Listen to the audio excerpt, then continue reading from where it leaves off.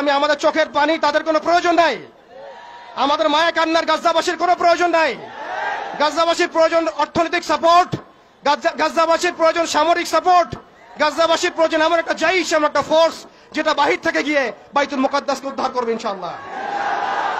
আর আপনারা ভবিষ্যৎবাণী শুনে রাখবেন, ইনশাআল্লাহু আযজা ওয়া জাল আল্লাহ রাব্বুল আলামিনের এই বান্দাদের মধ্যেই এমন একটা জাইশ, এমন একটা দল আল্লাহ পাক সৃষ্টি করে দিবেন ইনশাআল্লাহ, যেই দল, যেই জাইশকে পৃথিবীর কোন সেনাবাহিনী থামাতে পারবে না ইনশাআল্লাহ। শেষ পর্যন্ত তারা বাইতুল মুকাদ্দাস মুক্ত করেই ছাড়বে ইনশাআল্লাহ। শুধু সময়ের অপেক্ষা।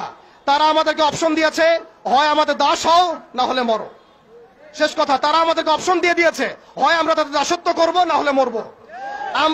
আমরাও বলে দিচ্ছি, আমরা দাসত্ব করব না, আমরা হয় শহীদ হব অথবা স্বাধীনতা ছিনিয়ে নিয়ে আসবো ইনশাআল্লাহ।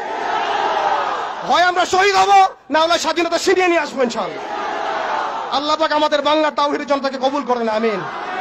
ওয়া আখিরু দাওয়ানা।